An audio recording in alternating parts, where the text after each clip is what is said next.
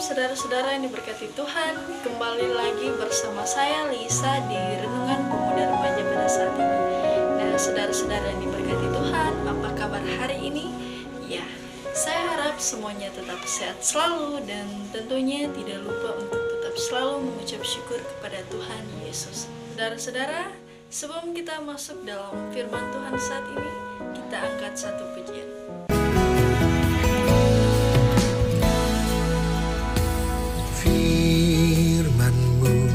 Pelita bagi kakiku, terang bagi jalanku. Firman-Mu pelita bagi kakiku, terang bagi jalanku. Waktu ku bimbang dan hilang jalanku, tetaplah Kau di sisiku.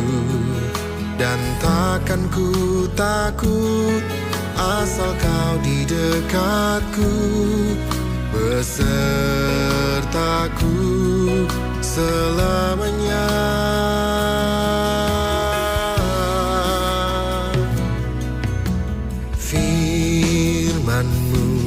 Pelita bagi kakiku, terang bagi jalanku.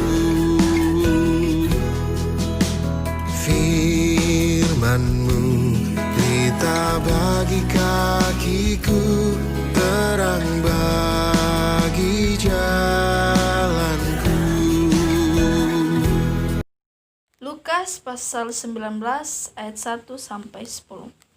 Lembaga Alkitab Indonesia memberi judul Sakeus.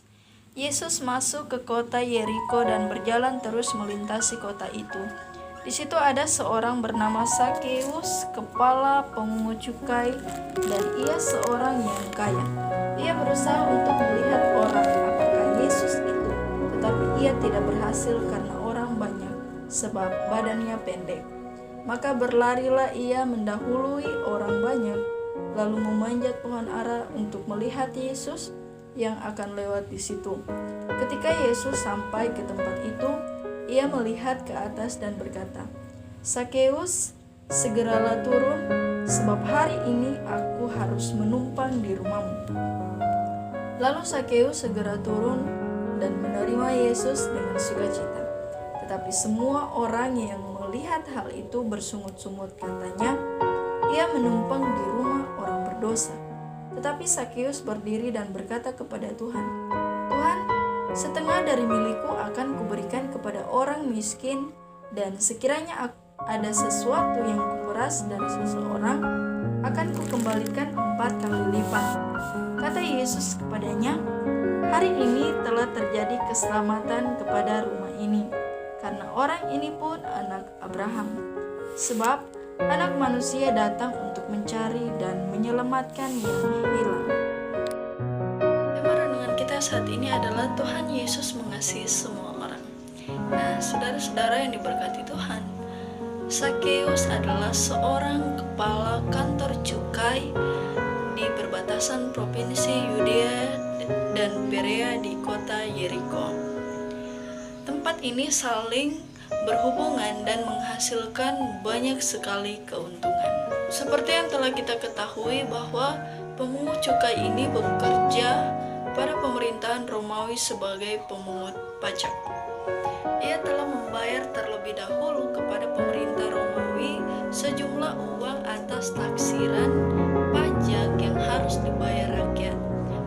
Kemudian pemungut cukai baru menariki pajak dari rakyat.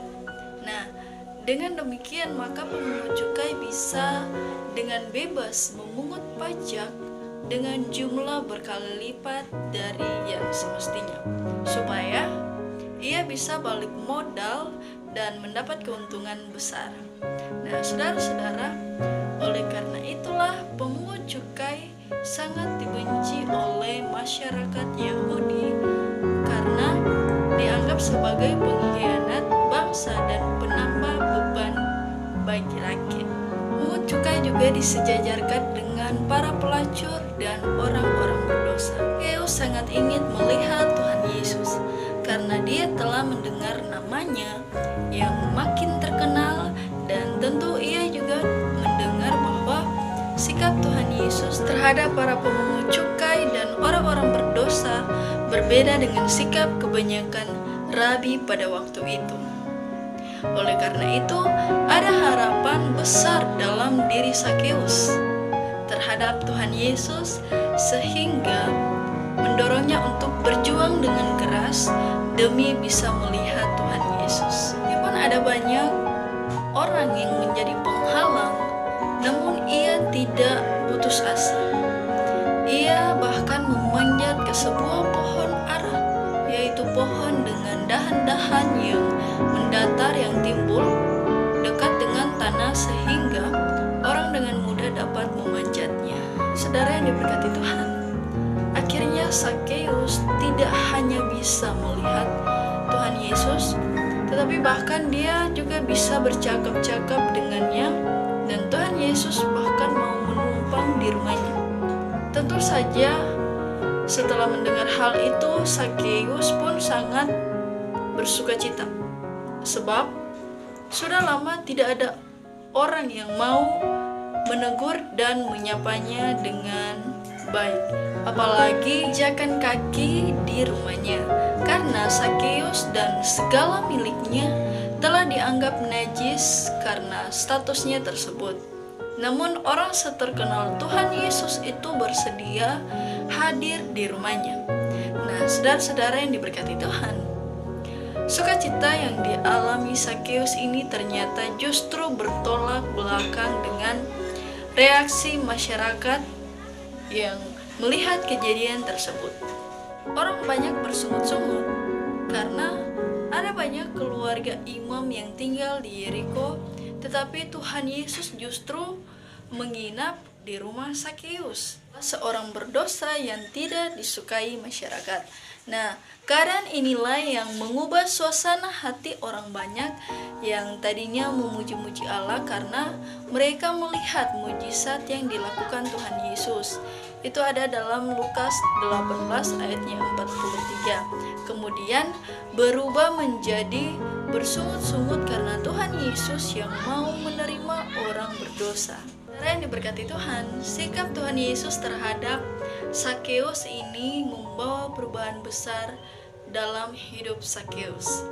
Seorang yang kaya raya dan senang memeras rakyat dan berubah menjadi seorang yang dermawan, murah hati, dan peduli dengan rakyat.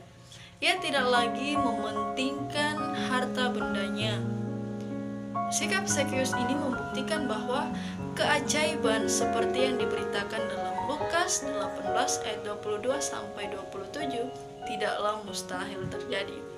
Seseorang yang telah berjumpa dengan Tuhan Yesus dan menerima anugerah keselamatan pastinya akan mengalami perubahan hidup sebagai bukti penyerahan dirinya kepada Sang Juru Selamat.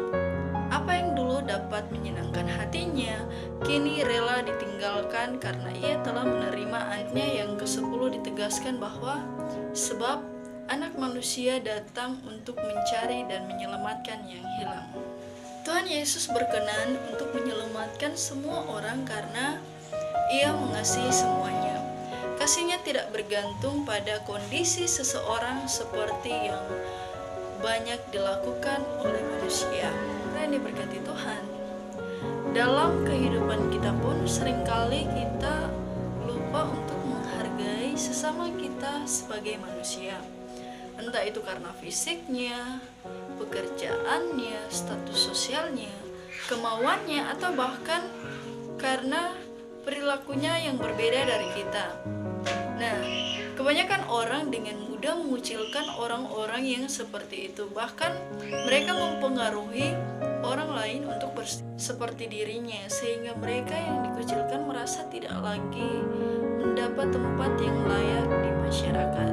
Nah, saudara-saudara yang diberkati Tuhan, dalam hal ini saya beri contoh ketika kita ada dalam lingkungan sekolah.